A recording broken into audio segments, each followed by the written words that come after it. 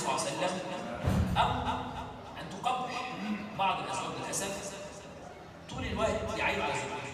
أنت شكلك وحش، أنت لبسك وحش، أنت جاموسة في الكلام، أنت مش عارف إيه، أنت إيه، يقبح في كل ما تفعل، كل شيء يقبح فيها.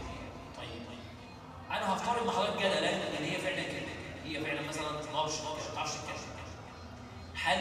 الحل ان انت تشتمها؟ لا، انما الحل ايه؟ الطرق اللي احنا حكيناها. ربنا حط لك الطرق دي عشان تعالج كل المشكلات اللي عند زوجك. اي عيب تحل فيها يتحل بالطرق دي، لا يتحل بشتيمه ولا ضرب ولا كذا ولا كذا ولا كذا. اذا من الامور الخطيره اللي يقعد يقبح في زوجته، يعيب عليها بتعليم، يعيب عليها في اي شيء، تيجي تنظف الشقه يقول لها انت فيك وحش.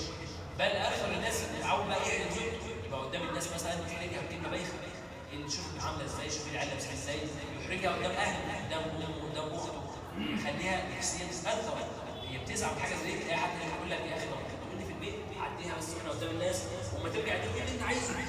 يبقى اذا من اكرامك وتقديرك لزوجتك وحفظك لوصيه النبي صلى الله عليه وسلم انك لن تقبحها لا بينك وبينها ولا امام الناس.